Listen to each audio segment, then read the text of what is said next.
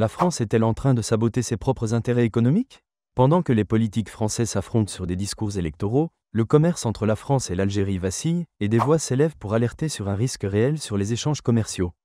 L'Algérie n'est pas un petit marché, plus de 600 entreprises françaises y opèrent, et le pays est même devenu un partenaire énergétique de plus en plus important pour la France.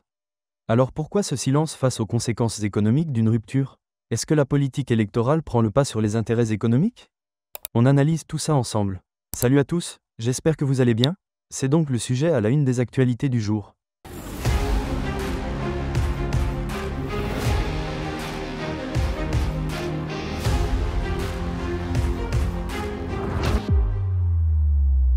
Depuis plusieurs mois, les relations entre la France et l'Algérie sont en dents de scie. Les tensions politiques se sont intensifiées avec les prises de position de certains ministres du gouvernement Bayrou, comme Bruno Retailleau ou Gérald Darmanin, qui adoptent un discours dur envers Alger, notamment sur les questions migratoires. Mais pendant que la politique s'échauffe, le commerce, lui, est en train de subir les conséquences de cette crise diplomatique. Et c'est là que le bât blesse. Les entreprises françaises craignent de devenir les premières victimes de cette guerre froide diplomatique. Un des premiers à avoir exprimé son inquiétude, c'est Michel Bizac, le président de la Chambre de commerce et d'industrie, CCI, France-Algérie. Dans un entretien au journal La Dépêche, il met en garde. Cette escalade permanente va à terme forcément poser de gros problèmes. Nos politiques imaginent aujourd'hui qu'on pourrait facilement se passer de l'Algérie. Mais je pense sincèrement que c'est une erreur. Pourquoi? Parce que l'Algérie est un marché clé pour de nombreuses entreprises françaises. En 2024, les exportations françaises vers l'Algérie ont atteint 4,8 milliards d'euros, en hausse de 6,6% par rapport à 2023, elles représentent 16,6% des exportations françaises vers l'Afrique. Ce que Michel Bizac souligne aussi, c'est que la concurrence est rude. Pendant que la France se chamaille avec l'Algérie, d'autres pays en profitent pour gagner du terrain. L'Espagne a déjà repris des parts de marché après avoir réglé sa brouille avec Alger. L'Italie a renforcé sa présence, notamment dans le secteur énergétique. La Chine, la Turquie et le Qatar investissent massivement en Algérie. Et pendant ce temps, les politiques français semblent ignorer ces dynamiques. Ils continuent d'alimenter les tensions, sans se soucier des répercussions économiques. Autre point crucial, l'énergie. Selon Philippe Gattet, directeur de la revue audiovisuelle Xerfi, l'Algérie est devenue un partenaire énergétique stratégique. En 2023, la France importait 4,28 milliards de mètres cubes de gaz naturel liquéfié, GNL, algérien, soit 14% de ses importations totales. En 2024, ce chiffre est monté à 18%. En clair, si les tensions s'aggravent, la France pourrait perdre un fournisseur clé de gaz, à un moment où la diversification énergétique est plus que jamais nécessaire. Michel Bizac rappelle aussi que 600 entreprises françaises ont des liens économiques forts avec l'Algérie, dont 400 sont implantées directement sur place. Pour elles, la situation est de plus en plus préoccupante. Si vous avez une commande à l'export de 200 000 à 300 000 euros qui est bloquée en douane, il y a un impact immédiat pour ces entreprises. De nombreux patrons m'ont déjà fait part de leur inquiétude. En d'autres termes, ce ne sont pas que des chiffres, ce sont des emplois français qui pourraient être menacés si les relations entre Paris et Alger venaient à se détériorer davantage. Les opérateurs français craignent de vivre le même scénario que l'Espagne. Pour rappel, entre 2022 et 2024, les échanges commerciaux entre l'Algérie et l'Espagne avaient connu une chute monumentale après un désaccord diplomatique. Aujourd'hui, les centaines d'opérateurs français présents en Algérie espèrent éviter le même sort. Mais pour ça, il faudrait que le dialogue entre les deux pays se rétablisse rapidement.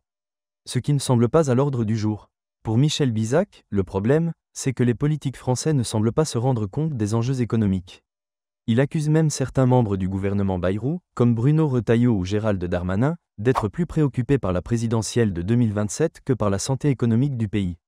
Ce n'est pas Retailleau, Darmanin ou encore Bayrou qui pourraient répondre à cette question, car tous semblent préoccupés par la présidentielle de 2027 plus que par autre chose. En résumé, pendant que les politiques se battent sur des questions identitaires, les entreprises françaises risquent de perdre un marché crucial. La France est-elle en train de sacrifier ses intérêts économiques sur l'autel de la politique?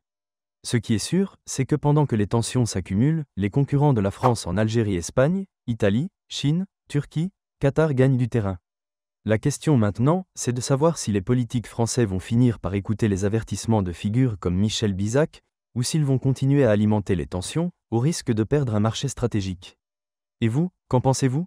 Est-ce que la France risque de perdre le marché algérien à cause des tensions politiques? Est-ce que les politiques français font passer leurs intérêts électoraux avant les intérêts économiques? Dites-le moi en commentaire. Avant de passer à l'actualité en bref, n'oubliez pas de liker, partager et vous abonner pour ne rien manquer de nos prochaines analyses et décryptages de l'actualité.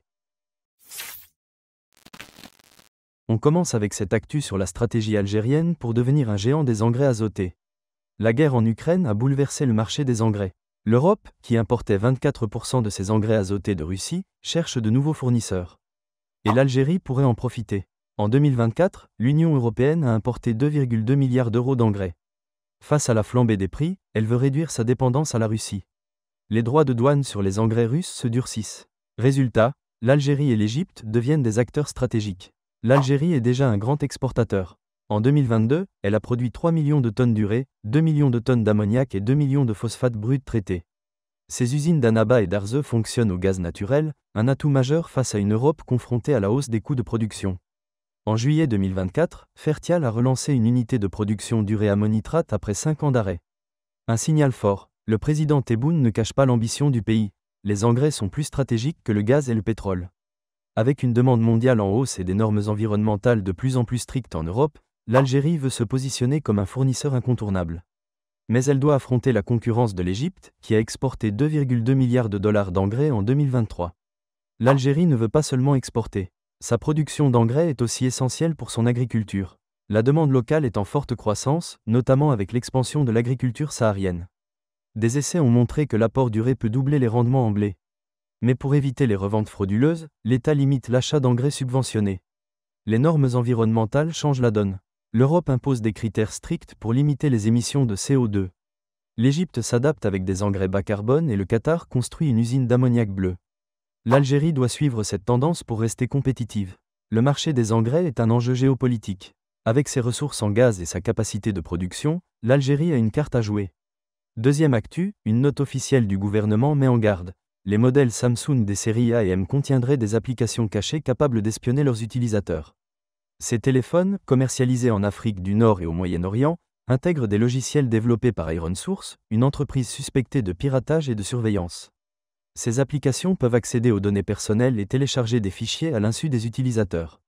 Le Premier ministre a donné l'alerte via une note adressée au ministère des Finances. Résultat, une interdiction d'achat et d'utilisation de ces appareils pour les services du cadastre et de la conservation foncière. Ce n'est pas la première fois que ces modèles sont pointés du doigt. En janvier, le ministère de la Justice avait déjà alerté sur un programme caché, développé par une société israélienne, capable d'infiltrer les données des utilisateurs. Samsung n'a pas encore réagi officiellement. Mais cette affaire pose une question cruciale. Combien d'appareils vendus sont concernés ? Que faire ? Si vous possédez un Samsung série A ou M, soyez vigilant. Évitez d'y stocker des données sensibles, désactivez les applications inconnues et mettez à jour votre système régulièrement. Troisième actu, selon le rapport 2025 de l'Agence internationale de l'énergie, la production d'énergie solaire en Algérie va connaître une croissance annuelle moyenne de 22% jusqu'en 2027. Une accélération significative après une hausse de 13% en 2024. L'Algérie dispose d'un potentiel solaire immense, l'un des plus élevés au monde, avec plus de 3000 heures d'ensoleillement par an. Pourtant, les énergies renouvelables représentent moins de 1% de la production totale d'électricité. La consommation d'électricité a bondi de 5,4% en 2024 et devrait continuer d'augmenter au rythme de 5,2% par an jusqu'en 2027. Une hausse portée par l'urbanisation, la croissance industrielle et l'augmentation du parc automobile électrique. Malgré l'essor du solaire, le gaz naturel représente encore 99% de l'électricité produite en Algérie. En 2024, la production à partir du gaz a grimpé de 4,7%, un rythme qui devrait se maintenir avec une moyenne de 4,5% par an d'ici 2027. Avec des réserves de gaz estimées à 2300 milliards de mètres cubes, l'Algérie continue d'investir massivement dans cette ressource. Mais cette dépendance pose un défi stratégique, car la demande interne augmente rapidement, réduisant les volumes disponibles pour l'exportation. L'Algérie a lancé plusieurs projets solaires, notamment le programme Solar 1000 MW, visant à produire 1 gigawatt d'électricité solaire d'ici 2025. Mais ces efforts restent encore modestes face aux besoins du pays. On termine avec cette actu sur la lettre confidentielle envoyée par Trump au guide suprême iranien, Ali Khamenei. L'objectif ? Ramener l'Iran à la table des négociations pour un nouvel accord sur le nucléaire. Selon Axios et CNN, la lettre contient un ultimatum. Téhéran a 2 mois pour trouver un terrain d'entente. Faute d'accord, Trump aurait laissé entendre que d'autres moyens pourraient être utilisés. L'Iran avait signé en 2015 un accord avec les grandes puissances pour limiter son enrichissement d'uranium. Mais en 2018, Trump s'en retire et réimpose des sanctions.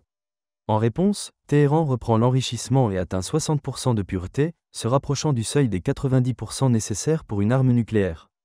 Un rôle clé des Émirats, c'est Abu Dhabi qui aurait transmis la lettre à l'Iran. Une médiation discrète, alors que l'Iran discute déjà avec la France, l'Allemagne et le Royaume-Uni pour sauver l'accord. Dernière chance pour la diplomatie ou simple pression? L'Iran acceptera-t-il cette nouvelle offre? Dites-le moi en commentaire. Merci de nous avoir suivis jusqu'au bout, prenez soin de vous, et à bientôt dans une prochaine vidéo.